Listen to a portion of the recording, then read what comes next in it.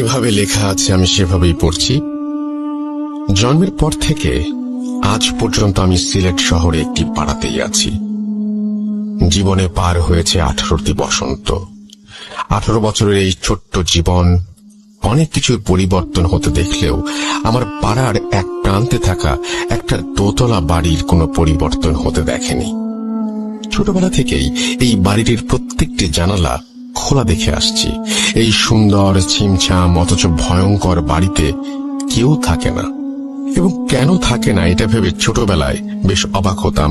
এই বাড়িটিকেই আজকে ঘটনার প্রোটাগনিস্ট বা অ্যান্টাগনিস্ট বলতে পারেন। আজকের ঘটনাটি কোনো নির্দিষ্ট ব্যক্তির কাছ থেকে শোনা নয়। আমার পাড়ার বেশ কয়েকজন সিনিয়র সিটিজেনের মুখ থেকে শুনেছি এই বাড়ি সম্পর্কে। এই ঘটনা অনেকের মুখ থেকে শুনেছি। এভাবে বাড়িটিকে ঘিরে ঘটা বেশ কিছু ঘটনা জোগাড় করে তা সংকলিত করে পাঠালাম। নিজের মতো করেই লিখলাম। ঘটনার পুরোটাই ঘটেছে আমার জন্মের আগে। শব্দ চয়ন ও বানানে কোনো ভুল থাকলে মার্জনা করবেন। যাই হোক, গৌরচন্দ্রিকা দীর্ঘায়িত না করে ঘটনায় যাওয়া যাক। 1999 সাল। আমাদের পাড়ায় এক মধ্যবয়স্ক দম্পতি পাড়ার এক কোনায় থাকা পরিত্যক্ত 6 শতক জমি কিনে সেখানে বাড়ি করে বসবাস শুরু করেন। তাদের ছিল একটি মেয়ে।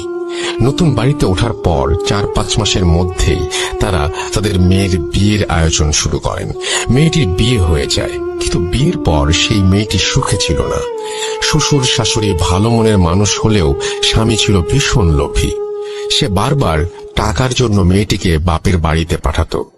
পর্যাপ্ত টাকা পয়সা না নিয়ে আসলে মেয়েটিকে শারীরিক ও মানসিকভাবে নির্যাতন করত। এক সময় অত্যাচার আর সহ্য করতে না পেরে মেয়েটি তার সমস্ত জিনিসপত্র নিয়ে বাধ্য হয়ে সেখান থেকে তার বাপের বাড়িতে চলে আসে। তার স্বামীও খবর পেয়ে সেখান থেকে গোপনে ওৎ পেতে থাকে এবং গভীর রাতে তার শ্বশুর শাশুড়ি ও স্ত্রীকে খুন করে। তারপর সে সমস্ত টাকা পয়সা ও সোনাদানা নিয়ে পালিয়ে যায়। কিছুদিন পর আশেপাশের বাড়ির লোকজন ওই বাড়ি থেকে খুব বাজে গন্ধ পাওয়ায় ওই বাড়ির ভেতরে প্রবেশ করে। বাবা মা ও মেয়ের গলিত লাশ আবিষ্কার করে। এরপর পুলিশে খবর দেওয়া হয়। পুলিশ এসে তাদের লাশ নিয়ে যায় এবং বাড়িটি যেভাবে ছিল সেভাবেই রেখে শুধু গেটের তালা দিয়ে বাড়িটা সিলগালা করে চলে যায়। ঘটনা 1। প্রায় 6 মাস পর ওই বাড়িটির ঠিক পাশের টিন শেড বাড়িটি বিক্রি করে দেওয়া হয়। এবারে এক দম্পতি বাড়িটি কিনে নেন এবং ওই টিন শেড বাসা ভেঙে 3 তলা দালান নির্মাণ করেন। তখন তারা ওই পাড়াতেই একটা ভাড়া বাড়িতে থাকতো। অনেক শ্রমিক লাগিয়ে বেশ তাড়াতাড়ি এই বাড়িটি বানানো হয়ে যায়। বাড়ি পুরোপুরি রেডি, শুধু রং বাকি। বাড়ি রং করতে মাত্র 2 জন রং মিস্ত্রি আসায় রং করতে তুলনামূলক বেশি দিন লাগছিল। একদিন কাজ শেষ করতে করতে একটু রাত হওয়ায় ওই দম্পতি সেই রাতে তাদের জন্য ওই বাড়ির বারান্দায় ঘুমানোর ব্যবস্থা করে দেয়। মাঝরাতে ঘুমোতে যাবার আগে কোনো এক রং শ্রমিক সিগারেট খাবার ইচ্ছে হলো। সে সিগারেট ও ম্যাচ হাতে ছাদে উঠে যায়। ছাদে গিয়ে সে সিগারেট জ্বালিয়ে ম্যাচটা না নিভিয়েই ওই পুরনো ভবনে ছুড়ে দেয়। পরদিন সকালে ঘুম থেকে ওঠে সেই শ্রমিক এবং দেখে সে বারান্দায় একা, পাশের জন নেই। সে খুঁজতে শুরু করলো। খুঁজতে খুঁজতে সে ছাদে চলে যায়। গিয়ে আবিষ্কার করলো তার সাথে শ্রমিকটি প্রান্তে চৈতন্যহীন হয়ে পড়ে আছে। ঘটনা 2। পরবর্তীতে ওই নতুন বাড়িতে সেই দম্পতি বসবাস শুরু করে। তাদের 2 ছেলে। বড় ছেলে ঢাকা বিশ্ববিদ্যালয়ে পড়তো আর ছোট ছেলে ছিল উচ্চ মাধ্যমিকের ছাত্র। ছোট ছেলেটি বিড়াল খুব ভালোবাসতো এবং বাড়িতে 3-4টি পোষা বেড়াল ছিল। একদিন ওই বেড়ালগুলো সন্ধ্যার সময় ছাদে উঠে ছাদের কোণায় থাকা টবে গিয়ে একটা ছোট গাছে চড়ে লাফঝাপ করছিল। বেশি নড়াচড়ার কারণে এক পর্যায়ে টব সহ ওই বাড়ির বিড়ালটি পিছলে ছাদ থেকে ফসকে পড়ে যায়। ওই সিলগালা করা বাড়ির আঙিনায় তারা গিয়ে পড়ে। সাথে সাথে ওই বিড়ালগুলো প্রচন্ড জোরে চিৎকার করে ওঠে। সে কেবল এক মুহূর্তের জন্য। এক মুহূর্ত পরে সব থেমে যায়। চিৎকার শুনে বাড়ির লোকজন বিড়ালগুলোকে খুঁজতে শুরু করে, কোথাও পায় না। পরের দিন সকালে দেখা গেল পরিত্যক্ত বাড়ির গেট থেকে ঠিক 1 হাত সামনে। ডিয়ার লিসেনার, আজকের এই ইমেল এপিসোডটি অনেক অনেক ভয়ঙ্কর হতে চলেছে। লিসেনার্স, আপনারা জানেন আমাদের এই টপ ভূত এফএম চ্যানেলটি কতটা ভালোবাসার একটি চ্যানেল, এবং আপনাদের মতো কত লক্ষ লক্ষ মানুষ এই চ্যানেলটিকে ভিজিট করে। লিসেনার, আপনারা দেখেছেন আমি কয়েকদিন ধরে ভিডিও দিতে পারিনি, কেননা আমার সাথে কিছু আমার সাথে কিছু মানুষ সমস্যার সৃষ্টি করেছেন। সেই সমস্যাগুলো কাটিয়ে উঠেছি। এখন থেকে নিশ্চিতভাবে প্রতিদিন আজ রাসেল ভাইয়ার বাছাইকৃত ঘটনাগুলো আপনারা পেয়ে যাবেন টপ ভূত এফএম রাত 10টায়। আপনারা সবাই সাথে থাকবেন, আগের মতো ভালোবাসবেন। চলুন আমরা চলে যাই ঘটনাতে। খুব যত্ন করে সারি করে গুছিয়ে 3টি বিড়ালের লাশ। প্রত্যেকটা বিড়ালকে ঘাড় মোটকে মারা হয়েছে। যেটা আরো আশ্চর্যের বিষয় সেটা হলো বিড়ালগুলোর শরীরে এক ফোঁটা রক্তও নেই। শুকনো ঠনঠনে জায়গায় বিড়ালের মৃত শরীরগুলো এমন ভাবে সাজিয়ে রাখা হয়েছে যে দূর থেকে দেখলে মনে হয় 3টি বিড়াল খুব আরাম করে ঘুমোচ্ছে। অবাক করা ব্যাপার হলো বাড়িটি কিন্তু সিলগালা করাই রয়েছে। বিড়ালগুলো ওই বাড়িতে আটকে পড়ে ওদের কেন মেরে এখানে রেখেছে সেটা কেউ বুঝতে পারছিল না। ঘটনা 3। ঘটনা 1 বর্ণিত পরিত্যক্ত বাড়ির পাশে থাকা সেই 3তলা বিল্ডিং। এই বিল্ডিং এ একটি বাসায় নতুন ভাড়াটিয়া ওঠে। সেই পরিবারে ছিলেন স্বামী স্ত্রী, তাদের কলেজ পড়ুয়া ছেলে ও মেয়ে এবং 80 বছরের এক দাদু। এছাড়াও এক যুবক ভৃত্য ছিল, যার কাজ ছিল সর্বক্ষণ বৃদ্ধের খেয়াল ও যত্ন রাখা। ভৃত্যটির কাজকর্ম ও আচার ব্যবহার ভালো হলেও মনে মনে সে বাড়ি থেকে চুরি করে পালিয়ে যাবার ফন্দি আঁটছিল। কিছুদিন পর ভৃত্য একদিন সুযোগ বুঝে আলমারির চাবি চুরি করে বাড়ির টাকা পয়সা ও সোনাদানা সরিয়ে ফেলে, কিন্তু পালাতে গিয়ে সে বাসার কর্তা গিন্নির নজরে পড়ে যায়। এক নজর দেখেই স্বামী স্ত্রী কারো বুঝতে বাকি রইল না যে ছেলেটি চুরি করে পালাচ্ছে। তারাও ছেলেটিকে ধাওয়া করে। পালানোর পথ না পেয়ে চাকরটি শেষমেশ ছাদে উঠে যায় এবং সেখান থেকে লাফ দিয়ে ওই সিলগালা করা বাড়িটির আঙিনায় পড়ল এবং এক মুহূর্ত পরেই তীব্র স্বরে আর্তনাদ করে উঠল। পরদিন সকালে ওই পরিত্যক্ত বাড়ির গেটে ঠিক 1 হাত সামনে পাড়ার লোকজন ভৃত্যটির মৃতদেহ আবিষ্কার করে, ঠিক সেই জায়গায় যেখানে বিড়ালগুলো পড়েছিল। কিন্তু ভয়ের ব্যাপার হলো তার লাশটিও পুরোপুরি ফ্যাকাশে, একটুও রক্ত নেই, শরীরে কোনো ক্ষত বা আঘাতের চিহ্ন নেই। এটা যে কোনো মানুষের কাজ নয় সেটা বুঝতে কারো বাকি রইল না। ঘটনা 4। এক সময় আমাদের এলাকায় ছিচকে চোরের উপদ্রব বেড়ে গিয়েছিল। সে কারণে পাড়ার কিছু কিছু বাড়িওয়ালা কুকুর পুষতে শুরু করে। পরপর 3টি অদ্ভুত ঘটনা ঘটার পরও পাড়ার এক বাড়িওয়ালা কিছুতেই বিশ্বাস করতে পারছিলেন না যে ঘটনাগুলো অস্বাভাবিক। তিনি সিদ্ধান্ত নিলেন তার কুকুরের একটি বড় বাচ্চাকে তিনি ওই বাড়ির ভেতরে ছেড়ে দেবেন। যেই ভাবা সেই কাজ। ওই বাড়ির পাঁচিল খুব বেশি উঁচু নয়, তাই কুকুরটিকে পাঁচিল টপকিয়ে বাড়ির ভেতরে পাঠিয়ে দিল এবং তাড়াতাড়ি উঠলেন তিনি তার বাড়ির ছাদে কি হচ্ছে তা দেখার জন্য। তিনি দেখলেন কুকুরটি কিছুক্ষণ বাড়ির উঠোনে ঘোরাঘুরি করলো। হঠাৎ করে কুকুরটি গলা ছেড়ে বীভৎস রকমের চিৎকার শুরু করলো। দেখে স্পষ্ট বোঝা যাচ্ছিল ভয়ানক কিছু একটা দেখলে কুকুর যেভাবে রিয়াক্ট করে সেটাই হচ্ছে। সেই বাড়িওয়ালা খুব ভয় পান, কারণ কুকুরটির সামনে তিনি কিছু দেখতে পাননি। তাহলে এমন কি দেখেছে কুকুরটি যে ভয় পাচ্ছে তা উনি ঠাহর করতে পারছিলেন না। কুকুরটি সর্বশক্তি দিয়ে দৌড়ে পাঁচিলের দিকে আসতে চাইল, কিন্তু পারল না। বাউন্ডারি ওয়াল পর্যন্ত পৌঁছানোর আগেই কুকুরটি মাটিতে শুয়ে পড়ে প্রচন্ড জোরে হাত পা ছোড়াছুড়ি করতে লাগলো। মুরগির গলা কেটে ফেললে যেভাবে ডানা ঝাপটা থাকে এবং মারা যায়, ঠিক সেভাবে কুকুরটিও চিৎকার করছিল আর ছটফট করতে করতে নিস্তেজ হয়ে গেল। পরদিন ভোরবেলা ওই বাড়িওয়ালা মর্নিং ওয়াক করতে বের হন। হাঁটতে হাঁটতে তিনি দেখেন তিনি যখন ওই বাড়িটির সামনে দিয়ে হাঁটছিলেন তখন ওই বাসার নারিকেল গাছ থেকে ঝুপ করে কি যেন একটা তার গায়ের ওপরে পড়ল, যা দেখে তিনি দেখা মাত্রই চিৎকার করে উঠলেন তারস্বরে এবং সেন্সলেস হয়ে যান। তার গায়ের উপরে যা পড়েছিল সেটা হলো তার সেই কুকুরের ছিঁড়ে ফেলা মাথা। ঘটনা 5। আমাদের পাড়ার প্রায় অর্ধেক পরিবার মণিপুরী আর বাকি অর্ধেক বাঙালি। জাতিগত সত্তা আলাদা হলেও আমাদের মধ্যে সম্পর্ক অনেক ভালো। পাড়ার কিশোর বয়সের মণিপুরী ও বাঙালি ছেলেমেয়েরা মাঠে গোল হয়ে বসে আড্ডা দিচ্ছিল। তখন কে সাহসী আর কে ভীতু সেটা নিয়ে তর্ক বিতর্ক শুরু হয়। এক পর্যায়ে সাগর নামে এক মণিপুরী কিশোর দাবি করলো সে নাকি সব থেকে সাহসী। তখন সবাই তাকে প্রমাণ দিতে বলল। সাগর বলল সে নাকি ভুতুরে বাড়ির ভেতর ঢুকবে এবং সেখান থেকে বের হয়ে আসবে। সকলে তার এমন কথা শুনে আঁতকে উঠল। সবাই মিলে তাকে বারবার এই কাজ করতে নিষেধ করতে লাগলো। সবাই বলল যে অন্যভাবেও নিজের সাহসের প্রমাণ দেয়া যায়, কিন্তু সে জেদ করে রইল যে সে বাড়ির ভেতরে যাবেই। সবাই মিলে স্বীকার করে নিল সে সব থেকে সাহসী, কিন্তু সাগর গোঁ ধরে রইল ওই বাড়িতে সে যাবেই। কেউ কিছু বুঝে ওঠার আগেই সে উঠে দাঁড়িয়ে চিতাবাঘের মতো দৌড় দিল ওই বাড়িটির দিকে।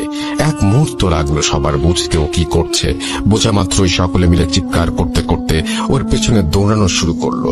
ততক্ষণে ও বাড়ির পাঁচিল পেরিয়ে ভেতরে চলে গেছে। সকলের সম্মিলিত কোলাহল শুনে পাড়ার বিভিন্ন বাড়িঘর থেকে মানুষজন বের হয়ে আসতে লাগলো। সকলে ওই ভুতুরে বাড়ি পর্যন্ত আসার আগেই সে লাফ দিয়ে ভেতরে ঢুকে পড়ল। প্রায় সাথে সাথেই আর্তনাদ করে সাগর হাঁচড়ে পাঁচড়ে আবার দেয়াল বেয়ে ওই বাড়ির ভেতর থেকে রাস্তায় আসার চেষ্টা করতে থাকে, কিন্তু বোঝা যাচ্ছিল দেয়ালের ওপাশ থেকে কোনো একটা কিছু তাকে আটকে ধরে রেখেছে।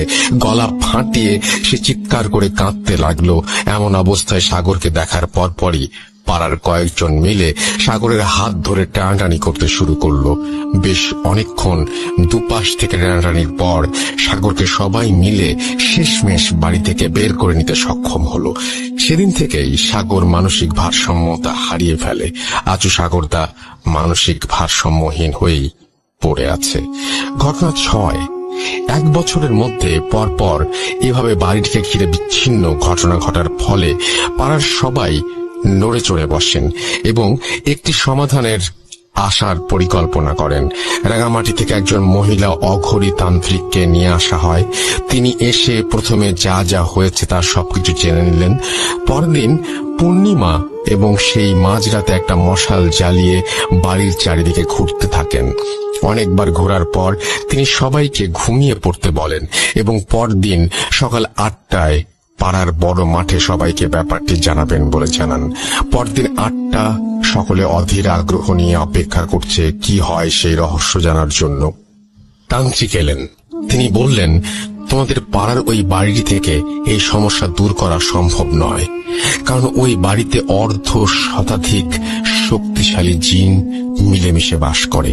এরা কখনো কারো ক্ষতি করবে না, কিন্তু যদি কোনো মানুষ বা প্রাণী ওদের শান্তি নষ্ট করে তাহলে ওরা সেই মানুষের ক্ষতি করবে, এমনকি মেরেও ফেলতে পারে। যেমন একদিন রাতে তোমাদের কারো বাসার একজন চাকর এখানে মারা গেছে। সে ছাদ থেকে লাফ দিয়ে বাড়িতে ঢোকার পর দৌড়াতে দৌড়াতে এখানে একটি বাচ্চা জিনকে পা দিয়ে পিষে ফেলে। সাথে সাথে সেখানকার জিনেরা মিলে তাকে জমের দুয়ারে পাঠিয়ে দেয়। তেমনি বিড়ালগুলোও সেখানে জিনকে আছড়ে দিয়েছিল বা কারো স্পর্শ লেগেছিল, সেই জন্য বিড়ালদের সাথেও এই দুর্গতি হয়। একটি সাধারণ জিনকে কাবু করাই অনেক ঝুঁকিপূর্ণ ব্যাপার, আর এখানে তো 50টিরও বেশি শক্তিশালী জিন। যদি আমি এদের কোনো ব্যাপারে কোনো হস্তক্ষেপ করি, কয়েক পলকের মধ্যে আমাকে সহ এই পাড়ার সকলকে মেরে ফেলারও ক্ষমতা রাখে ওরা। কাজেই আমার মনে হয় সব থেকে ভালো হয় যদি তোমরা কখনো ওদের বিরক্ত না করো। কেউ আর কোনোদিন ভুলেও ওই বাড়ির সীমানার ভেতরে ঢুকবে না বা ওই বাড়িতে কোনো কিছু ফেলবে না। যেভাবে বাড়িটা আছে সেভাবেই থাকুক, তাহলেই সবার মঙ্গল। এই বলে সেই অঘরী তান্ত্রিক চলে যান। তারপর থেকে আজ পর্যন্ত সেই বাড়িটি ওইভাবেই পড়ে আছে। দীর্ঘ 21 বছরে এই বাড়িতে আর কখনো কারো পা পড়েনি। এই ছিল আমার হ্যালোইন স্পেশাল পর্ব উপলক্ষে ঘটনা। দীপ্ত সিলেট, তারপরে তিনি তার ফোন নাম্বার এবং ইমেল অ্যাড্রেস শেয়ার করেছেন। আমরা চলে যাব আমাদের পরবর্তী ঘটনায়। ঘটনাটি আমাদের পাঠিয়েছেন সাবিত ময়মনসিং থেকে এবং তিনি লিখেছেন, আমি মোহাম্মদ সাবিত আলম, ঘটনাটি ময়মনসিং থেকে লিখছি। আজ আমি আপনাদের সাথে আরো একটি ঘটনা নিয়ে আবারও ফিরে এসেছি। এই ঘটনাটি আমি কালেক্ট করেছি আমার এক পরিচিত বড় ভাইয়ের এক্স কলিগের কাছে। আমি আর কথা না বাড়িয়ে ঘটনার প্রেক্ষাপট ও সরাসরি ঘটনায় চলে যাচ্ছি। আজ থেকে প্রায় 3-4 সপ্তাহ আগে আমি সন্ধ্যার দিকে বাইরে বের হয়ে পরিচিত এক বড় ভাইয়ের সাথে দেখা করতে চাই। ব্রহ্মপুত্র নদের ধারে সিঁড়িতে বসে চা খেতে খেতে আড্ডা দিচ্ছিলাম আমরা, আমি আর বড় ভাই আর বড় ভাইয়ের এক্স কলিগ।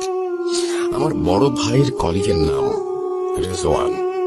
কিছুটা সময় আড্ডা দিতে দিতে রেজওয়ান ভাইয়ের ফোনে একটা কল আসে আর উনি রিসিভ করে কথা বলেন। কথার ফাঁকে উনি যা বলছিলেন তা কিছুটা এমন শোনাচ্ছিল। জি আম্মু, হুজুরের পরে কি বলেছেন? আচ্ছা, ইনশাআল্লাহ আসর কেটে গেছে। ওনার এই কথা শুনে আমিও বড় ভাই কিছুটা কৌতূহলী হয়ে ওনাকে জিজ্ঞেস করি, আসর কেটে গেছে বলার কারণ কি? উনি শুরুতে বলতে চাইলেন না, কারণ উনি চাইছিলেন না ওনাদের সাথে যা ঘটেছিল সেটি মনে করতে। কিন্তু পরিবেশটা এমনই ছিল যে উনি আমাদের জোড়াজুড়িতে শেষমেশ বললেন, ঠিক আছে ঠিক আছে, সংক্ষেপে বলবো, আর আমার কথার মাঝে কোনো কথা বলবো না। চা নিয়ে আসো। বলছি আমি দুই বড় ভাইয়ের জন্য চা আনতে চলে যাই। 5-6 মিনিট পরে চা নিয়ে ফিরে এসে দুইজনের হাতে 2টি কাপ দিয়ে আমি সিঁড়ির ওপর বসে পড়লাম। এরপর রেজওয়ান ভাই ওনার কথা শুরু করলেন। একটা কথা একটু বলে নিতে চাই, আমি যখন ঘটনাটি শুনছিলাম তখন নদীর ওই পাট থেকে প্রচুর পরিমাণে শিয়ালের ডাক ভেসে আসছিল, আর চারপাশে ঝিঝি পোকা আর ব্যাঙের ডাক যেন পরিবেশটাকে একেবারে ঘটনা শোনার জন্য তৈরি করে রেখেছিল। আপনারাও ইমাজিন করুন আর ঘটনাটি শুনুন। চলে যাই রেজওয়ান ভাইয়ের ঘটনায়।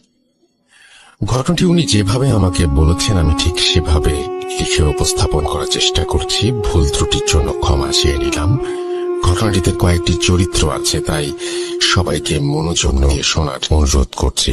বলছেন রেজওয়ান ভাই, আমি তখন বরিশাল বিভাগের একটি কুরিয়ার সার্ভিসে কাজ করি। চাকরিটা ভালোই ছিল, কিন্তু একটা জিনিস খারাপ লাগলো যে রোজ একই ধরনের রুটিন। এভাবে আস্তে আস্তে আমিও আমার কলিগরা যেন হাঁপিয়ে উঠছিলাম। কিন্তু এই একঘেয়েমি কেটে যায় কোরবানি ঈদের ছুটিতে বাড়ি গিয়ে। এছাড়াও ঈদের 2 দিন পরে 6 জন মিলে একটি ট্যুরও দেই আমরা রিফ্রেশমেন্টের জন্য। ট্যুর থেকে ফিরে প্রায় 4 দিন আমি বাড়িতেই ছিলাম।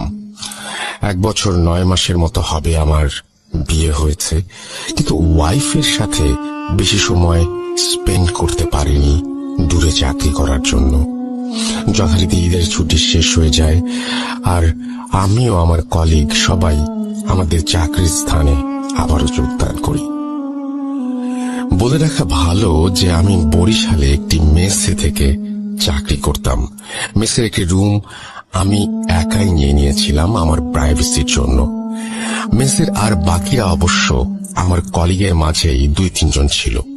ওনারাও সিঙ্গেল রুম করেই থাকতেন, যেহেতু সবাই চাকরিজীবী। বাড়ি থেকে মেসে ফেরার পর কয়েকদিন কেটে যায়। এরপর একদিন মেসে আমার বাজারের ডেট পড়ে।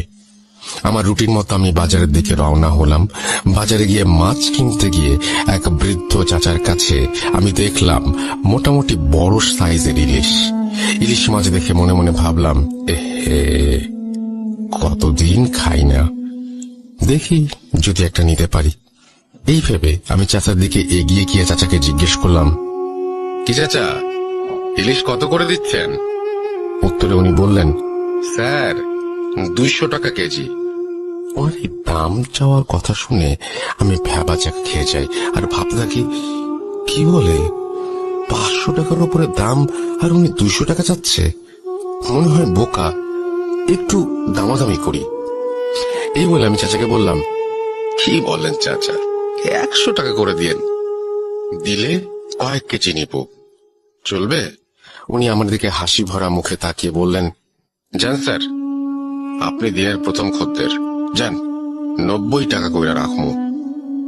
আমি মনে মনে নিজেকে অনেক বড় ভাবতে থাকি আর এদিক ওদিক তাকিয়ে ওনাকে 5 কেজি মাছ মাপতে বলি, এই ভেবে যে ফ্রিজে রেখে অনেক দিন খাওয়া যাবে আর দামটা একেবারেই সস্তা।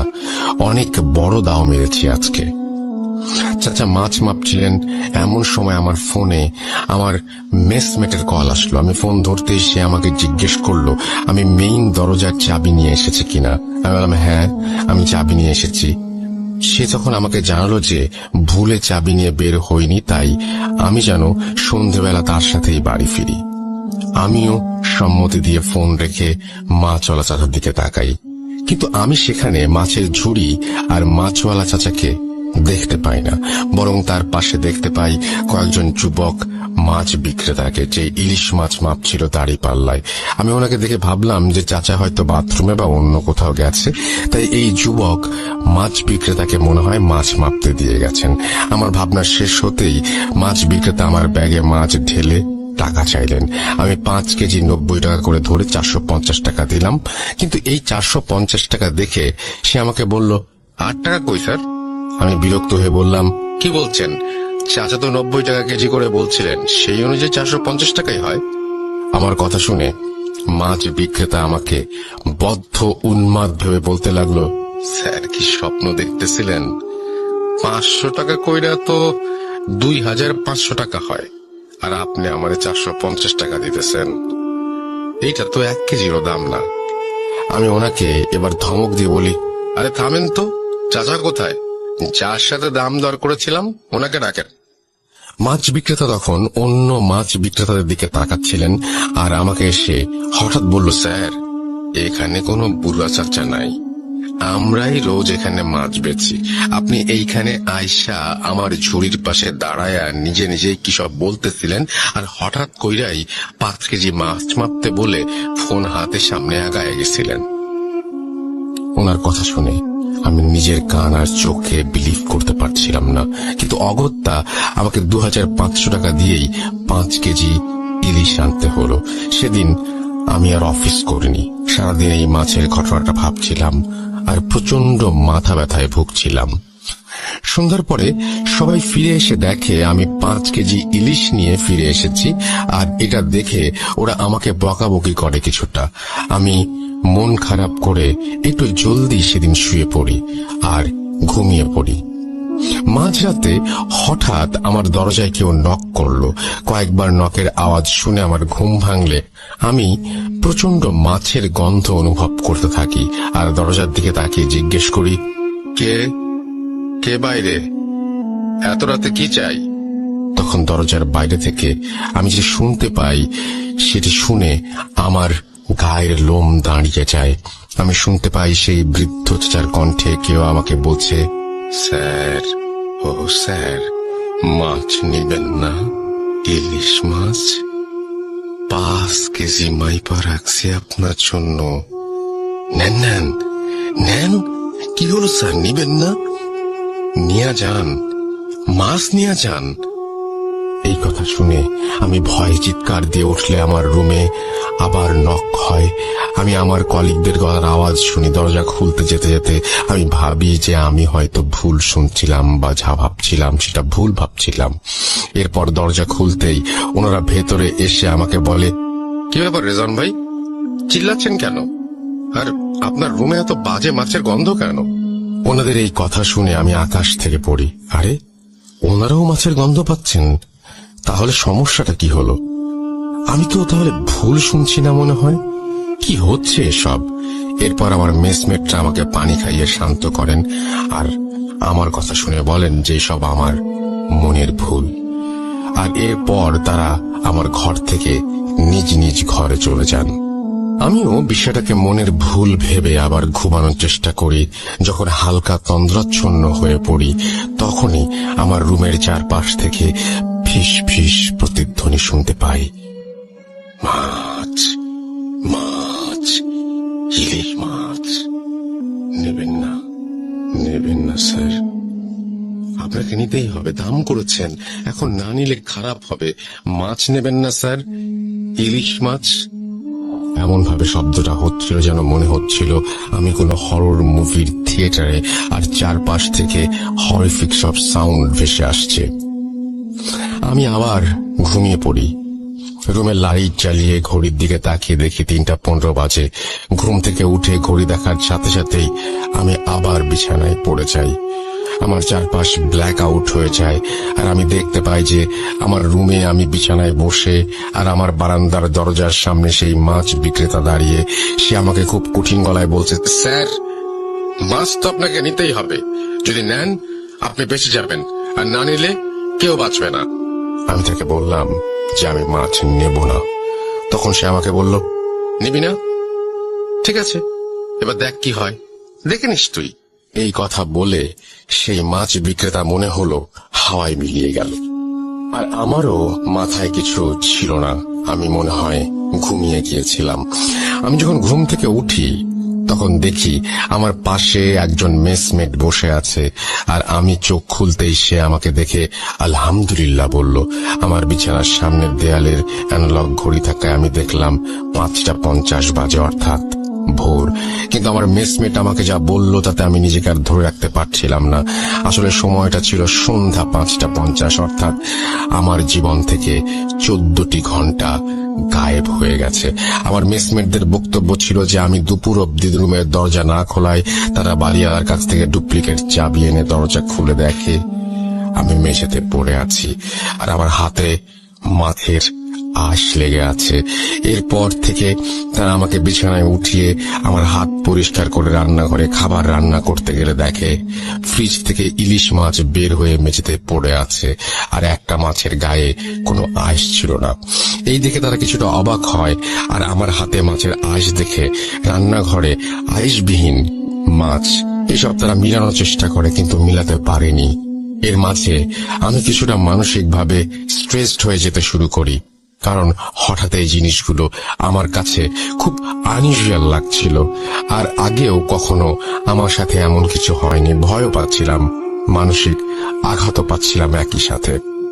এরপর সন্ধেবেলা আমার মোবাইল একটা ফোন আসে। ফোনটি ছিল আমার আম্মুর। ফোন ধরতেই আম্মু বলেন যে আমি খুব জলদি যেন বাড়ি ফিরে আসি।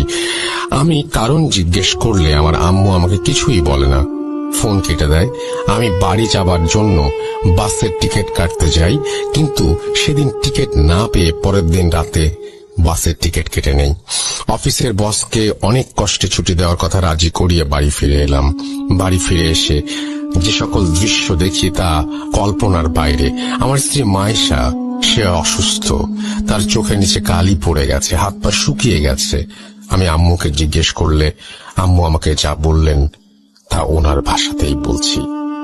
তুই বরিশাল চলে যাবার কিছুদিন পর রাতের বেলা আমরা সবাই ঘুমিয়েছিলাম অন্যান্য দিনের মতোই। শেষ রাতের দিকে খুব জোরে চিৎকারের আওয়াজ পাই আমরা। শুরুতেই বউয়ের ঘরে গিয়ে দেখি বউ নেই। এরপর সারা বাসা খুঁজে শেষমেশ ছাদে গিয়ে তাকে অজ্ঞান অবস্থায় পাওয়া যায়। তার মুখে পানি ছিটিয়ে হাত পা মালিশ করে তার জ্ঞান ফেরানো যায়।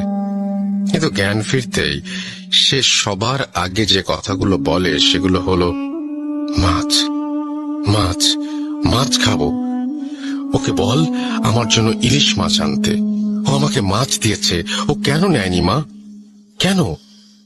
এসব বলে তোমার বউ বাচ্চাদের মতো কাঁদতে থাকে।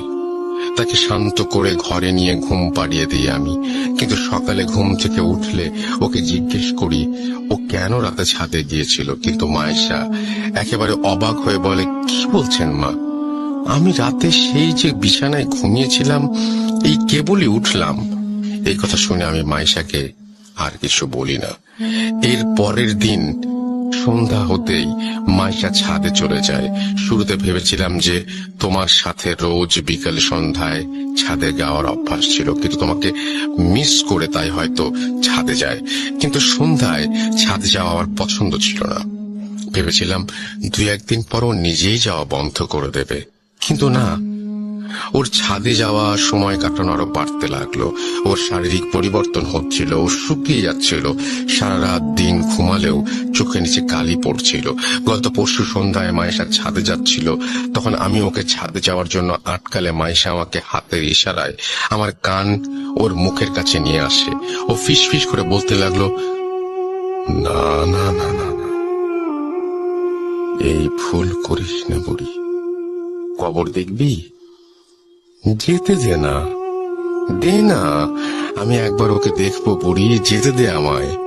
এই কথা বলে মাইশা সেদিনের মতো আবার বাচ্চাদের মতো কাঁদতে লাগলো। এরপর সে ছাদে চলে যায়। রাতের বেলা ঘরে ফিরে মাইশা তোমার বোনের ঘরে যায়। তোমার বোন তখন তার রুমে টেবিলে বসে পড়ছিল। মাইশা তোমার বোনের চেয়ারের পেছনে দাঁড়িয়ে তোমার বোনের কাছে মুখ নিয়ে অত্যন্ত আস্তে আস্তে বলে, বুড়িটাকে মেরে ফেল, ও আমাকে ছাদে যেতে দিতে চায় না, বুড়িটার কবর খুঁড়ে রেখেছি, যা মেরে ফেল। এই কথা শুনে তোমার বোন মাইশার দিকে তাকিয়ে চিৎকার দেয়, আর তার রুমে গিয়ে দেখি মাইশা তোমার বোনের গলা টিপে দাঁড়িয়ে আছে আর চিৎকার করে বলছে, কেন কথা শুনিস না তোরা কেউ? বুড়িটাও শোনে না, তুইও না। 1, 2, 2টা কবর হয়ে গেছে, দেখবি দেখবি। এসব বলতে বলতে মাইশা নিজেই অজ্ঞান হয়ে যায়। এরপর আমরা তাকে বিছানায় শুয়ে দেই আর তোমার বোনকে জিজ্ঞেস করি কেন মাইশা তার গলা টিপে ধরেছিল।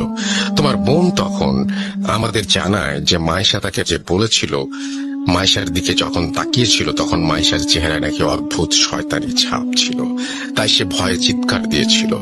একটু পরে মাইশার জ্ঞান ফিরলে সে উঠে বসে, তোমার বাবাকে আর তোমার বোনকে একসাথে কাছে ডাকে আর আমাদের কানের কাছে মুখ নিয়ে এসে ফিসফিস করে বলতে থাকে, মাছ এসেছে, মাছ, আমার নদীতে মাছ এসেছে, আমি মাছ শিকার করব, মাছকে ডাক বুড়ি ডাক।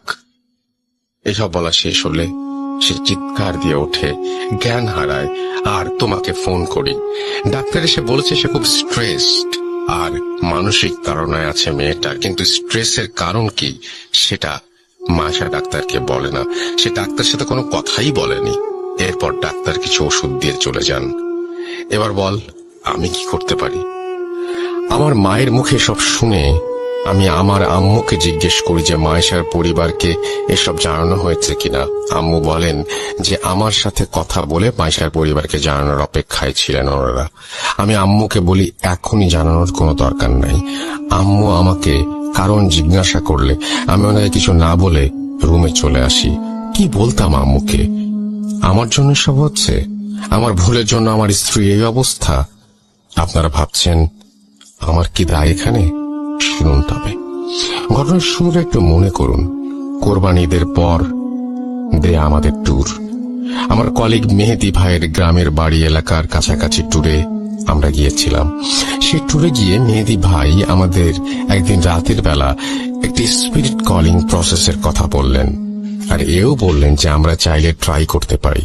আমি সব বিলিভ করি না এবং বিলিভ না করার কারণে বলেছিলাম যে আর এসব ফালতু, স্পিরিট বলে আবার কিছু হয় নাকি, দেখেন আপনারা ট্রাই করে।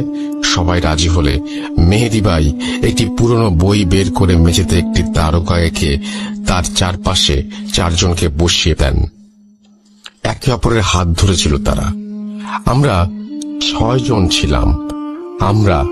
আমার এক কলিগ খুব ভয় পাওয়ায় সে এক্সপেরিমেন্টে অংশ নেয়নি।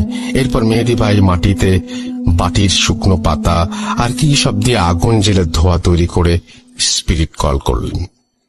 10 মিনিট, 15 মিনিট, 1 ঘন্টা পার হলেও কিছু হয় না। আর জিনিসটাকে ফেক ভেবে আমি আমার 2 হাত ছেড়ে উঠে পড়তেই মেহেদি ভাই আমাকে ধমক দিয়ে বলেন, রেজওয়ান তুমি নিয়ম ভাঙবে না, নিয়ম ভাঙলে ক্ষতি হবে, বসে যা, আয়। ওনার এই কথা শুনে আমি তাচ্ছিল্যের হাসি দিয়ে রুম থেকে বেরিয়ে যাই এবং বারান্দায় বসে সিগারেট খেতে লাগলাম।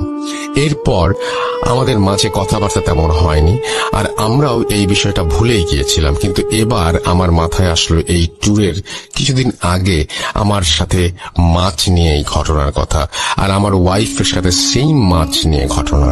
তাহলে অবশ্যই সেই এক্সপেরিমেন্টের কারণে কোনো খারাপ কিছু আমার পিছু নিয়েছে যা আমার ওয়াইফের ক্ষতি করতে যাচ্ছে। আমি আমার মা বাবাকে এসব কি করে বলতাম আপনারাই বলুন। এর পরের দিন আমি এলাকার মসজিদের ইমাম সাহেবের কাছে গিয়ে সব ঘটনা খুলে বলি। উনি আমাকে বকাঝকা করেন আর বলেন যে এসব হারাম কাজ করে বিপদ ডেকে আনলে উনি সাহায্য করবেন না। এরপর উনি আমাকে আরেকজন হুজুরের একটি ঠিকানা দিয়ে সেখানে যেতে বলেন। আমি সেদিনই সেই হুজুরের কাছে যাই আর দেখা করে সব জানাই। উনি সন্ধ্যায় আমাকে নিয়ে আসন করবেন বলে জানান। মাগরিবের আজান হলো। আমি আর হুজুর একসাথে নামাজ পড়ে ওনার ঘরে গিয়ে আসনে বসলাম। হুজুর আমার 2 হাত ধরে দোয়া পড়ছিলেন আর ফু দিচ্ছিলেন। এক পর্যায়ে হঠাৎ আমার হাত ছেড়ে দিয়ে উনি বললেন, রিজন ভাই, আপনি যা ভাবছেন সেটা একেবারে 100% ভুল। সেদিন ওই এক্সপেরিমেন্টে কোনো জিন হাজির হয়নি, আর আপনার সাথে যা হয়েছে তা কিছুই ওই এক্সপেরিমেন্টের ফল না। হুজুরের মুখে সব শুনে আমি ওনাকে জিজ্ঞেস করি, তাহলে আসল সমস্যা কি? আমার কথা শুনে হুজুর বলেন, আমার বাসায় না গেলে উনি বুঝতে পারবেন না, আর আমার বাসায় যাবার আগে কিছু প্রস্তুতি আছে ওনার, যা ওনার করতে 3-4 দিন সময় চাই। এরপর ওনাকে সময় দিয়ে ওনার ফোন নাম্বার নিয়ে বাড়ি ফিরে আসি আর আম্মু আব্বুকে বলি মাইশার ফ্যামিলির সাথে যোগাযোগ করতে। আমার আম্মু আব্বু মাইশার পরিবারের সাথে যোগাযোগ করতে সেখান থেকে উঠে আসে আরো এক চাঞ্চল্যকর তথ্য। কি সেই তথ্য? শুনুন মাইশার মায়ের ভাষায়। আপনাদের কাছে ক্ষমা চাচ্ছি, আমি আর মাইশার বাবা। আমাদের মেয়ের বয়স যখন 10 বছর ছিল তখন তার একটি মানসিক রোগ দেখা দেয়। সে নিজে নিজে কথা বলতো, লেখাপড়া করতো না, আমাদের সবাইকে মারবে বলে চড়াও হয়ে যেত। অনেক হুজুর কবিরাজ তদবির করেছি আমার মেয়ের, কিন্তু সে ভালো হচ্ছিল না। অবশেষে একজন মনোরোগ বিশেষজ্ঞকে দেখানো হলে সে বলে এই রোগটা খুবই রেয়ার কেস, লাখ মানুষের মাঝে একজনের হয়।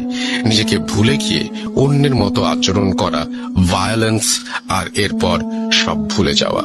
এই রোগের চিকিৎসা মেডিটেশন আর নিয়মের মাঝে চললে ঠিক হয়ে যাবে বলে ডাক্তার আমাদের বলেন। 3-4 মাস আমার মেয়ের চিকিৎসা হয়, আস্তে আস্তে সে ভালো হয়। ডাক্তার আমাদের বললেন আমার মেয়ে খুব একা ফিল করে সবার মাঝে থেকেও।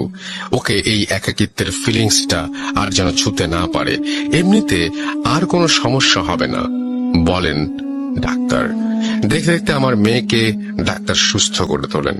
কিন্তু দেখেন এবার কি হলো, জামাই বরিশাল চলে যাবার পর আমার মেয়েটা আবার একা হয়ে গিয়েছিল, আর সেজন্যই এই সমস্যা ফিরে এসেছে। এসব বলতে বলতে আমার শাশুড়ি কান্নায় ভেঙে পড়েন। ওনাকে আর কোনো কিছু না বলে, কোনো সান্ত্বনাও না দিয়ে রাগে আমি আমার আম্মুর হাত থেকে ফোন নিয়ে লাইন কেটে দেই। আমি আমার রুমে চলে আসি আর ভাবতে থাকি, এটা তাহলে মাইশার মানসিক সমস্যা, ভালো কোনো ডাক্তার দেখাবো, তাহলে কি ঠিক হয়ে যাবে?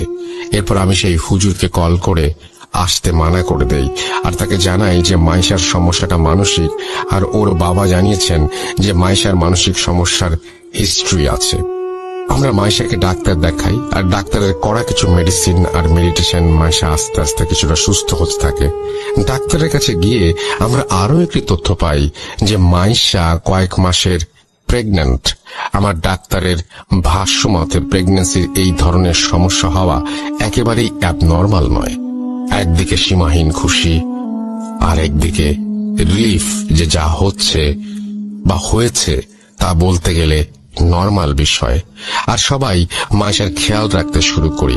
আমি রোজ সন্ধ্যায় মাইশাকে নিয়ে ছাদে গল্প করি, যত্ন নেই, নিয়ম করে খাওয়ানো, মেডিসিন দেয়া, সবকিছু খেয়াল রাখতাম আমরা সবাই। আস্তে আস্তে আমার যাবার সময় চলে এলো আর আমি বরিশাল চলে এলাম। মেসে ফিরে 1 সপ্তাহ পার হয়ে গেল, কোনো সমস্যা নেই। হঠাৎ একদিন রাতের বেলা ঘুমের মাঝে আমি কানের কাছে আওয়াজ শুনছিলাম, যা, চলে যা, জীবন থেকে চলে যা। আমি এটা শুনে বিছানা থেকে লাফ দিয়ে উঠতেই আমার রুমের দরজায় নক করার আওয়াজ পাই এবং সেই মাছ বিক্রেতার গলা শুনতে পাই, স্যার মাছ নেবেন? ইলিশ মাছ মাত্র 90 টাকা, নিয়ে নেন। একথা শুনে আমি চিৎকার করে উঠি, তুই আর তোর মাছ জান নামে যা, আমাকে বিরক্ত করিস না, চলে যা, আমাকে আমার মতো বাঁচতে দে। এরপর সে প্রত্যুত্তরে আমাকে বলে, ফিরিয়ে দিলেন স্যার আমার জীবিত মাছ, আপনার পথ ছায়া মরছে, এইবার আপনি কবর দেখেন। এই কথা বলে সে করুণ সুরে কাঁদতে লাগলো। ওনার এই কথা শেষ হতেই আমার হুঁশ ফিরে মোবাইলের রিংটোনে। বিছানা থেকে উঠে আমি দেখি যে ঘেমে একাকার হয়ে গেছি। আমি আল্লাহর কাছে শুকরিয়া আদায় করি যে এতক্ষণ যা হচ্ছিল তা বোধহয় স্বপ্ন ছিল। এই ভাবতে ভাবতে আমি মোবাইল হাতে নিয়ে দেখি আব্বুর ফোন তোতে আব্বু কান্না স্বরে আমাকে বলে, বাবা রেজওয়ান, যত তাড়াতাড়ি পারো চলে আসো, তোমার বাচ্চা আর নাই। এই কথা শুনে আমার হাত থেকে ফোন পড়ে যায়, আমার পায়ের নিচে মাটি সরে যায়। আমি এই মাত্র স্বপ্নে দেখলাম আমাকে কবর দেখানো হবে, আর আমার বাচ্চা এই দুনিয়াতে নেই। কিভাবে কি হলো জানার জন্য আমি বাড়ির উদ্দেশ্যে রওনা দিলাম। বাসে করে যাচ্ছিলাম, কিন্তু আমার কানের চারপাশে আওয়াজ আসছিল, স্যার মাছ, আমার মাছ নেন স্যার, আমার মাছ নাই, আজকে আপনার মাছ শিকার করলাম, মাছ মাছ মাছ মাছ। এই বলে বাতাসে মিশে যাচ্ছিল সেই আওয়াজ, আর হালকা করে শুনতে পাচ্ছিলাম, নিলেন না। এরপর আমি ঘুমিয়ে যাই বাসের জার্নিতে। বাস থামলে বাড়ি পৌঁছে আমি আমার বোনকে পাই বাড়িতে একা। এরপর আমি তাকে নিয়ে হাসপাতালের উদ্দেশ্যে রওনা হই।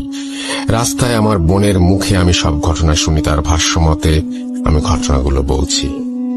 ভাইয়া, তুমি যেদিন চলে গেলে সেদিন রাতে আমি পানি খেতে উঠে ডাইনিং এ গিয়েছিলাম। গিয়ে দেখি মাইশা ভাবি ডাইনিং এর একটি চেয়ারে বসে আছে। ওনাকে ওভাবে আমি ভয় পেয়ে যাই দেখে ওনাকে জিজ্ঞেস করি যে উনি কেন ওখানে এত রাতে বসেছিলেন।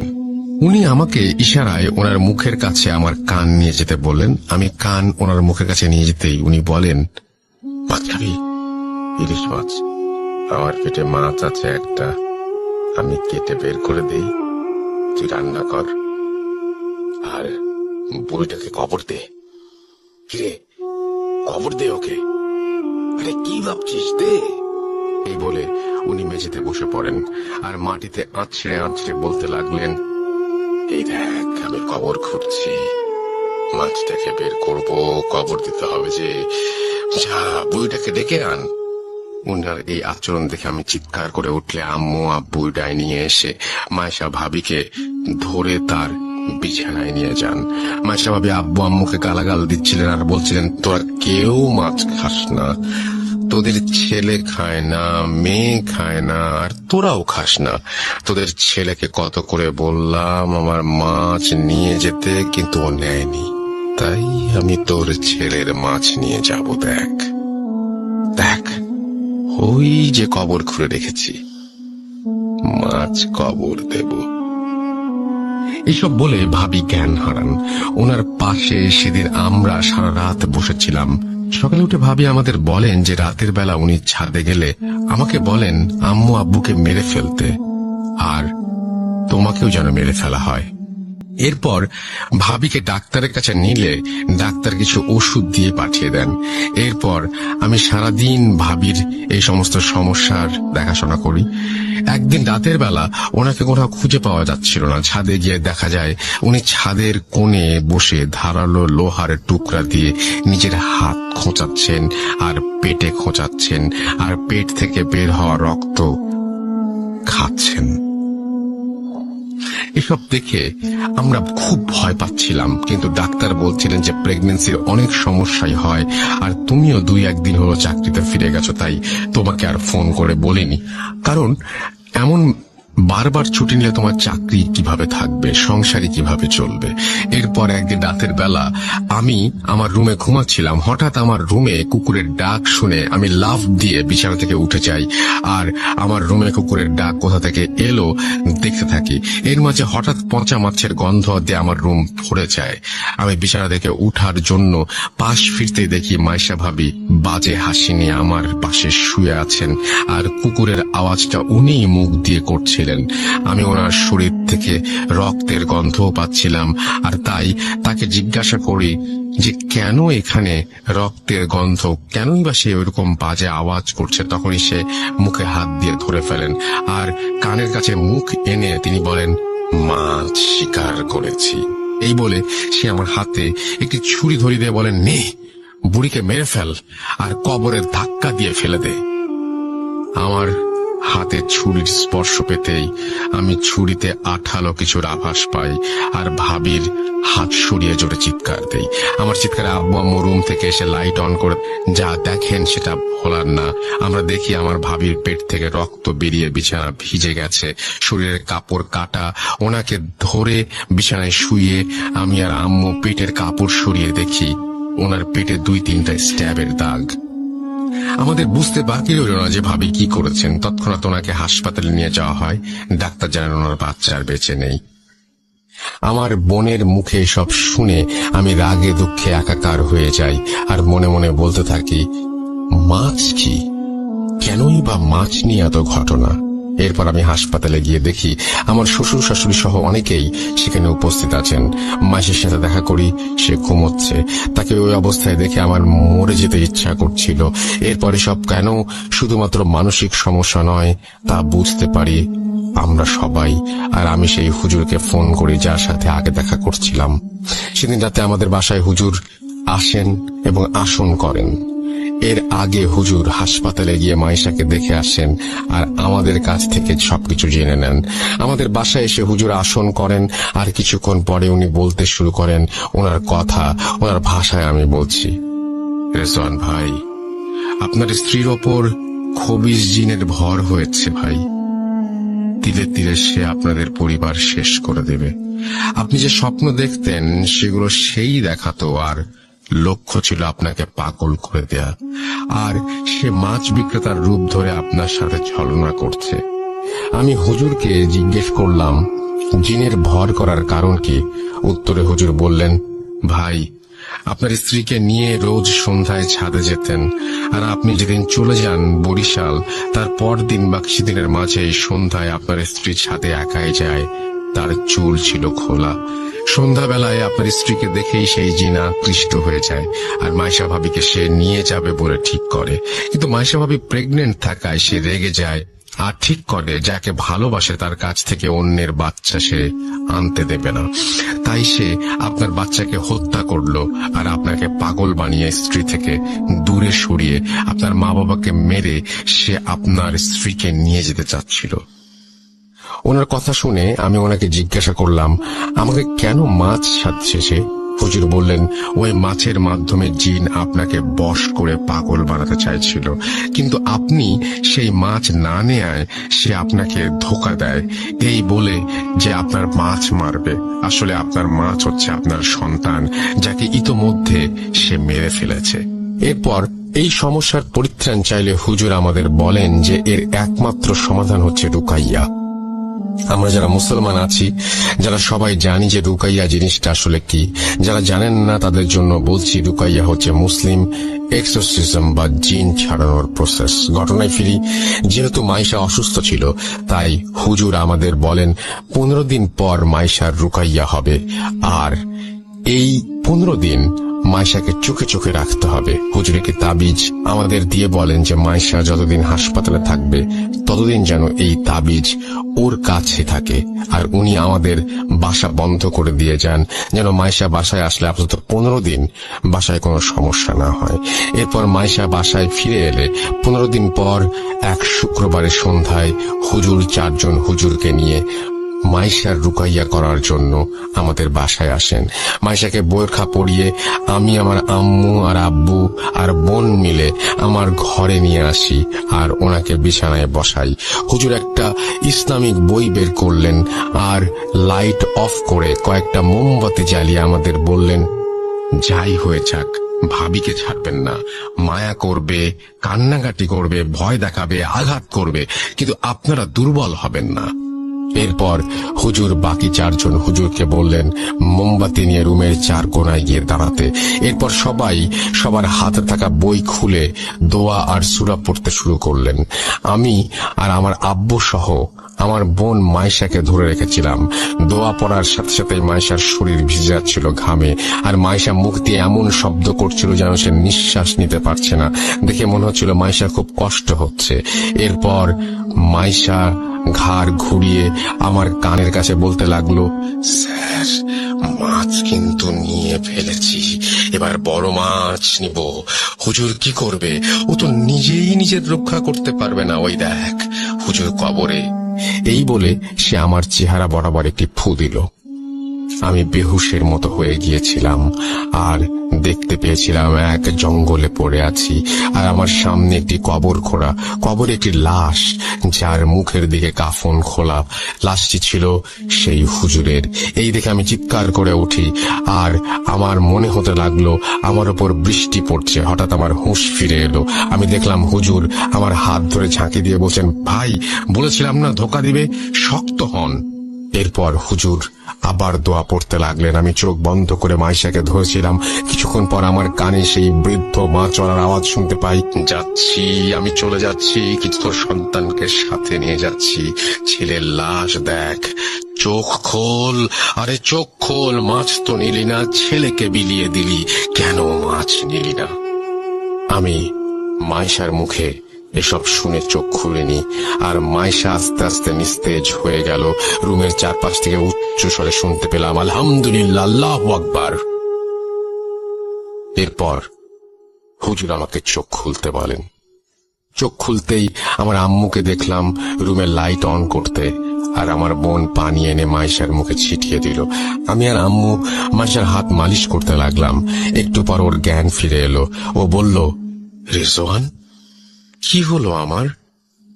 আমার মনে হচ্ছে আমার ভেতর থেকে কেন জানি ভারী একটা বোঝা চলে গেছে। কি হয়েছে বলো তো?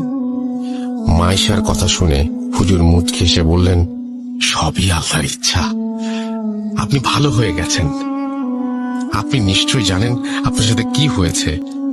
যাই হোক, আল্লাহর রহমতে আর কিছু হবে না ইনশাআল্লাহ। আপনাকে একটা তাবিজ দিচ্ছি, 7 দিন পর খুলে ফেলবেন, আর কখনোই সন্ধ্যার পর ছাদে যাবেন না। এই বলে তাবিজটা দিয়ে হুজুর চলে যান।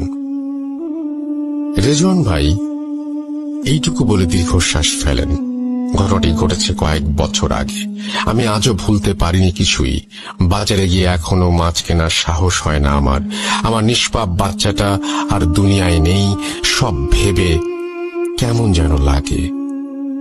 আমি একটা কথাই আমার বোনদের উদ্দেশ্যে বলতে চাই যে সন্ধ্যার পরে কেউ ছাদে যাবেন না খোলা চুলে, মাথায় কাপড় দিয়ে রাখবেন। গুরুজনের কিছু কথা আসলেই মেনে চলা উচিত। মনে রাখবেন, যা রটে তা কিছুটা বটে। আর একটা কথা, একটা ভুল যে কারো জীবন ছারখার করে দিতে পারে। মাইশা এখন ভালো আছে, আমার বাবা মাও ভালো আছে, কিন্তু আজও আমার কোনো সন্তান নেই। এই বলে রেজওয়ান ভাই ওনার ঘটনা শেষ করেন। এরপর নদীর পাড় থেকে উঠে আমার এক পরিচিত বড় ভাই আর রেজওয়ান ভাইয়ের কাছ থেকে বিদায় নিয়ে বাড়ির দিকে চলে আসি।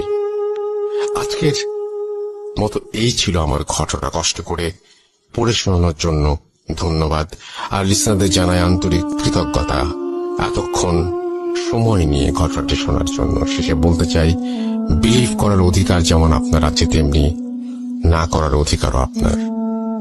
অনিচ্ছাকৃত ভুল ত্রুটির জন্য ক্ষমা করবেন।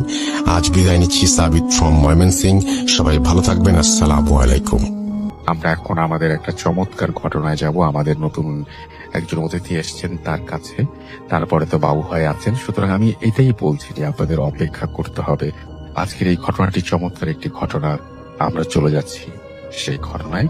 যিনি ঘটনা বলবেন তিনি তার নাম, পরিচয়, কোথা থেকে এসছেন, সো আমরা সরাসরি। আসসালামু আলাইকুম রাসেল ভাইয়া, আশা করি আপনি ভালো আছেন। আমি মাহমুদ শোয়েব, আমি বগুড়ার এয়ারপোর্ট এলাকা থেকে বলছি। আমি এই নিয়ে আপনার ওখানে প্রায় 23 বার গিয়েছি। অনেকেই আমাকে চেনেন এবং জানেন যে মাহমুদ শোয়েব RJ রাসেল ভূত.com যায় এবং সে তার নিজের সাথে ঘটে যাওয়া ঘটনা বলে। ঠিক একইভাবে আজকে আমি নতুন একটি ঘটনা বলবো। এইটা আমাকে কেউ মেইল করেনি বা কেউ ফেসবুকেও পাঠায়নি। আমি এই ঘটনাটি বলবো একদম সরাসরি আমার পরিবার থেকে। আমার নিজের বড় ভাইয়ের সাথে ঘটনাটি ঘটে গিয়েছে। আসল ভাইয়া, আমি আজকের এই ঘটনাটি বলবো, আর এই ঘটনার যে অডিয়েন্সদের ভালো লাগবে না এমনটা হতেই পারে না। আসল ভাইয়া, আমি যতগুলো ঘটনা আপনার অডিয়েন্সদের কাছে বা আপনার স্টুডিও থেকে বলেছি, আমি আশা রাখি যে আমার ঘটনাগুলো অবশ্যই ভালো হয়, কারণ ঘটনাগুলো খুব বাছাইকৃত।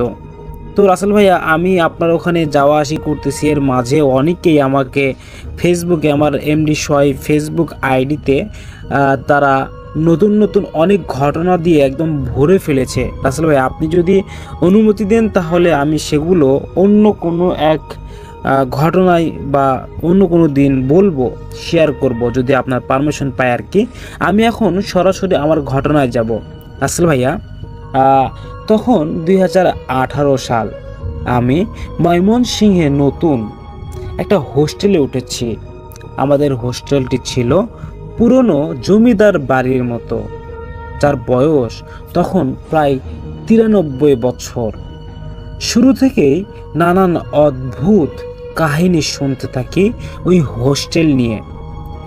আর হোস্টেল দর্শন রূপেই হোক কিংবা যে কারণেই হোক, সেই কাহিনীগুলো যথেষ্টই বাস্তবিক বলে আমার মনে হয়েছে।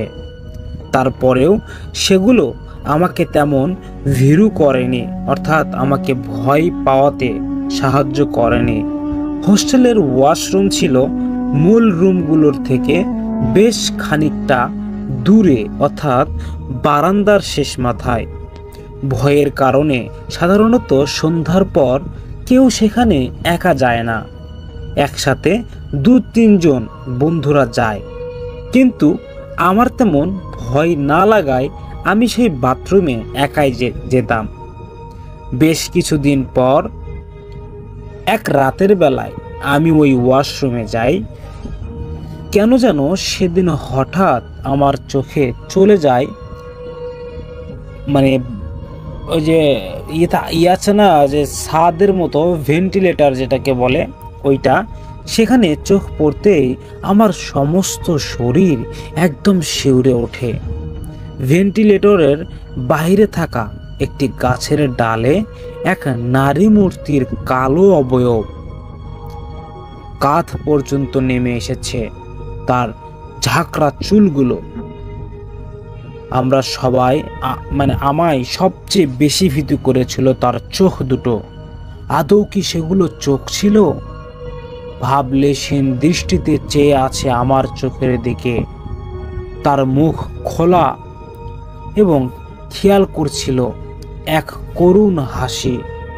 হুট করে এমন একটা অনাকাঙ্ক্ষিত ঘটনায় আমার বুক ধকভক করে ওঠে, একটা ধাক্কা লাগে। বহু কষ্টে নিজেকে সামলিয়ে রুমে ফিরে যাই আমি।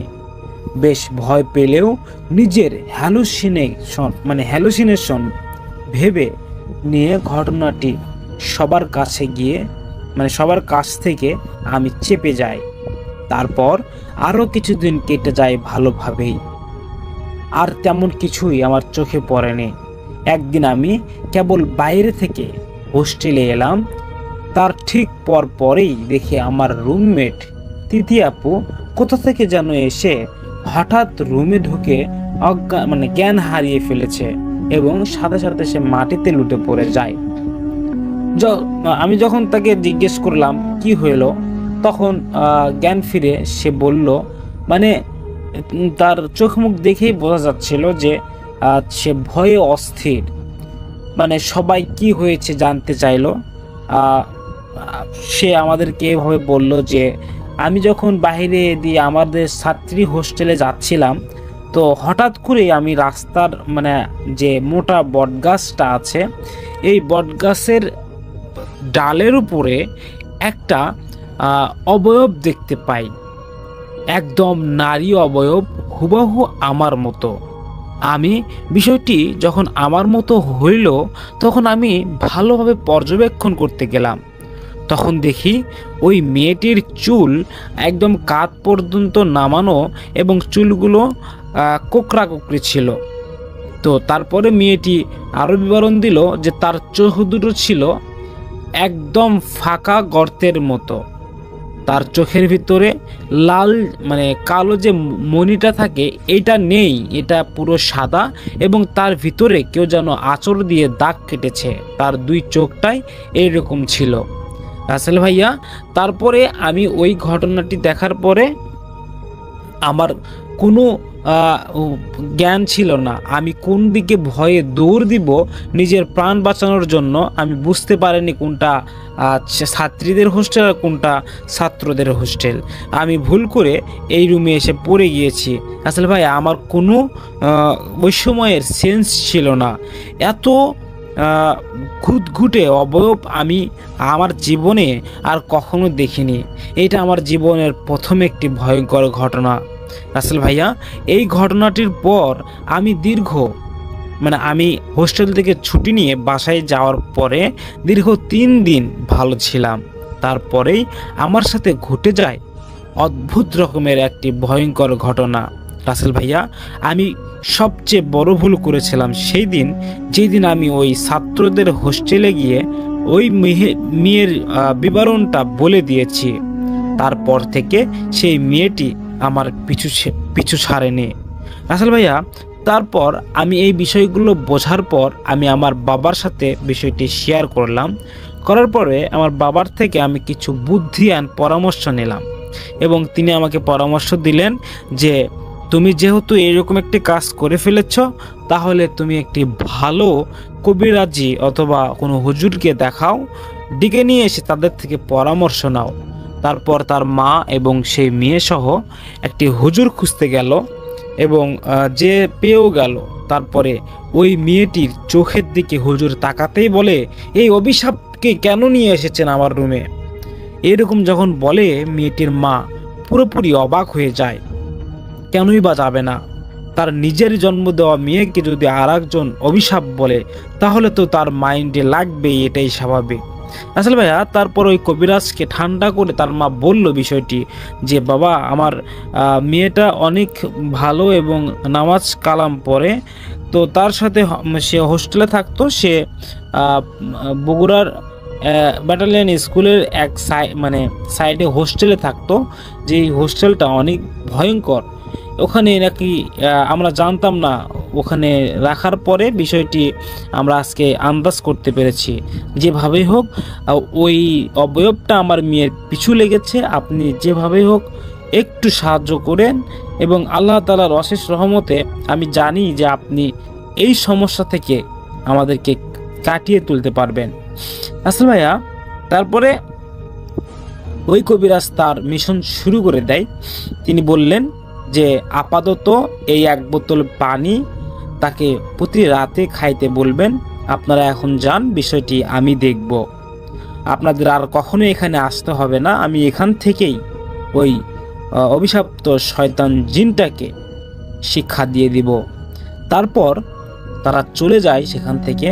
এরপর এই ইমাম সাহেব অর্থাৎ কবিরাজ, তিনি তার আবার ওই ধ্যানে যায় এবং সেই জিনটাকে, এটা ছিল মেয়েদের রূপ নিয়েছিল, কিন্তু এই জিনটা ছিল 1911 সালের এক ভয়ঙ্কর জিন। সে আগেকার জিন, সে পরিত্যক্ত একটা জিন, সে গাছে গাছে ঘুরে বেড়ায়। জিন রাজ্য থেকে তাকে বের করে দেওয়া হয়েছে কোনো একটি ভুলের কারণে, যে ভুলটা সে আবারও ঘটাতে চাচ্ছে আর কি। ঠিক তখনই এই কবিরাজ তাকে বলল, তুই এর পিছনে ছাড়বি কিনা বল। তখন বলল যে ওই আমার বিবৃতি বলে দিয়েছে, আমি ওকে ছাড়ব না। এই কথা বলে হুজুরটি ছিল অনেক শক্তিশালী এবং জিনটা সেই তুলনামূলক শক্তিশালী কম, যেহেতু রাজ্য ত্যাগী জিনের আর কি পাওয়ার থাকতে পারে, শুধুমাত্র মানুষদেরকে একটু বিরক্ত করবে, এটাই স্বাভাবিক। তারপর ইমাম সাহেব বলল, ঠিক আছে, তুই যদি পারিস তাহলে ওর পিছনে লাগিস, তারপরে বাকিটা আমি দেখব। তারপরে দ্বিতীয় দিন যখন ওই মেয়ের বাড়িতে ওই জিন ঢোকার চেষ্টা করে রাত 12টায়, ওই যে পানি দিয়েছিল ওই পানিটা খেয়ে মেয়েটির ভিতরে একটা অদ্ভুত রকমের ইসলামী শক্তি চলে আসে, যা অদ্ভুত যত কিছু খারাপ জিন, বদ জিন এর অবয়বগুলো রয়েছে তাদের থেকে তাকে রক্ষা করবে ইনশাআল্লাহ। এই পানি পড়া মানে পরে দেওয়া পানিটা প্রতি রাতে খাই আর 3-4 দিন ধরে ওই জিনটা, খারাপ জিনটা তাকে স্পর্শ বা তার কাছে যেতে পারে না।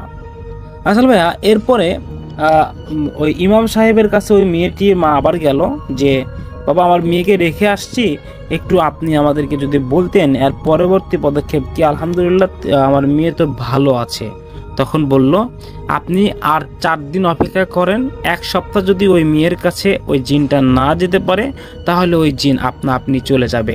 যেই কথা সেই কাজ। ঠিক আছে বলে চলে গেল। 4 দিন পর আবার ইমাম সাহেব নিজেই তাদের বাসায় গেল। যাওয়ার পরে শোনে যে মেয়ে সুস্থ আছে আলহামদুলিল্লাহ, এবং ওই জিনটা চলে গিয়েছে তাকে ছেড়ে। তারপর থেকে এখন পর্যন্ত কোনো সমস্যা হয়নি রাসেল ভাইয়া। এই ছিল ঘটনা আজকে আমার ছোট্ট ঘটনা। যদি ভালো লাগে শেয়ার করবেন। আমরা আপনার কণ্ঠে আর একটি ইমেল শুনতে চাই রাসেল ভাইয়া। আমি প্রথম যে ঘটনাটা পড়ব সেই ঘটনাটি আমাদের একজন লিসেনার পাঠিয়েছেন। আমি তার মতো করেই পড়ার চেষ্টা করব। তিনি যেভাবে লিখেছেন সেভাবে পড়ছি। আমার পরিচয় দিলে সমস্যা নেই। আমি তুষার মাহমুদ, রাজশাহী জেলার পুঠিয়া থানার তাড়াশ নামক গ্রাম থেকে ঘটনাটি লিখছি।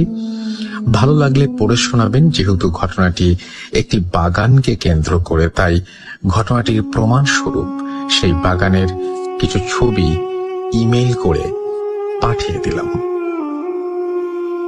জানি না ঘটনাটি তেমন ভৌতিক কিনা, তবে আমি যে কালো সময়টা পার করেছি তা কখনো আমি এবং আমার পরিবার ভুলতে পারবে না। ঘটনাটি শুরু হয় 2013 সালের মে মাসের দিকে। আমি তখন সবেমাত্র ক্লাস 7-এ পড়ি। দিনটি ছিল বুধবার। কেন জানি সেই দিনটিতে সারাদিনই মেঘাচ্ছন্ন ছিল। সকাল থেকে মেঘ থাকা সত্ত্বেও কোনো বৃষ্টি হচ্ছিল না, কিন্তু হালকা বাতাস হচ্ছিল। আর আমার মনটা সবসময় বিচলিত হচ্ছিল। সকাল থেকে দুপুর পর্যন্ত তেমন কোনো সমস্যা হলো না। তো মানসিক অসুস্থতা ভেবে দুপুরের খাওয়া দাওয়া সেরে একটা ঘুম দিলাম। ঘুম থেকে জাগার 1.5 ঘন্টা 2 ঘন্টা পরে হঠাৎ দেখি আকাশে মেঘ গুড়গুড় করে প্রচন্ড ঝড়ের আকার ধারণ করছে। বলে রাখা ভালো, সময়টা ছিল আমের সিজন, তাই গ্রামের মানুষেরা ঝড়ের মধ্যে আম কুড়াতে বেশ পটু। মূল ঘটনা এখান থেকে শুরু। আমি 7-5 না ভেবে বস্তা খুঁজে তড়িঘড়ি করে যেতে থাকলাম বাগানে আম কুড়ানোর উদ্দেশ্যে। পেছন থেকে আমার মা যেতে নিষেধ করলেন। তা সত্ত্বেও মায়ের কথা কান না দিয়ে বাগানে মিনিট 3-4 মধ্যে পৌঁছে গেলাম। প্রথমে আমার বাপ দাদার ভিটে, যার নাম ছিল তুতের জমি। অনেক মানুষ থাকার ফলে ওখানে 5 মিনিট বিভিন্ন আম গাছের নিচে দৌড়াদৌড়ি করার পরেও একটা আমও সংগ্রহ করতে পারলাম না। তো ঠিক আমাদের জমি থেকে 2টা ভিটে পরেই ছিল একটি আম বাগান এবং গোরস্থান। গোরস্থানটির নাম হলো ইরানের বাগান। বাগানটি অনেক ভয়ানক ছিল। দিনের বেলা সব সময় মানুষ খুব বেশি একটা যাওয়া আসা করতো না সেখানে, মানে দিনের বেলাতেও যেত না আর কি। জায়গাটা এত পরিমাণ হন্টেড ছিল যে এখানে একা আসার মতো সাহস কারও হতো না। যখন গ্রামের কেউ মারা যেত তখন দল বেঁধে সেখানে কবর দেয়া হতো। ওইটা আমাদের দূর সম্পর্কের এক দাদার গোষ্ঠীর গোরস্থান ছিল।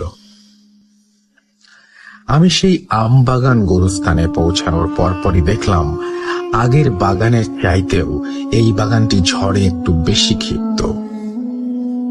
আবার অন্যদিকে এই ভেবে খুশি হলাম কেউ নেই, তাই অনেকগুলো আম সংগ্রহ করা যাবে।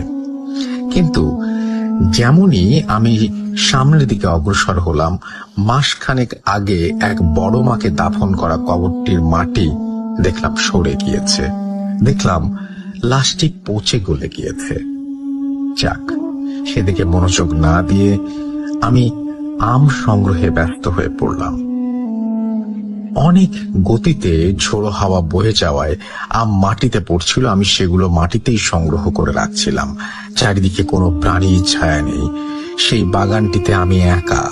এভাবে কিছুক্ষণের ভেতর অনেকগুলো আম সংগ্রহ করে ফেললাম, কিন্তু আমি আমগুলো একটাও বস্তায় না ভরায় বস্তায় আম ভরতে শুরু করলাম। এবার পরক্ষণে লক্ষ্য করলাম স্বাভাবিকের চেয়ে একটি বড় আম সেই বড় মার কবরের পাশে খুব জোরে শব্দ করে পড়ল। সাধারণত গাছ থেকে কিছু পড়লে একটু হলেও ছিটকিয়ে পড়ে।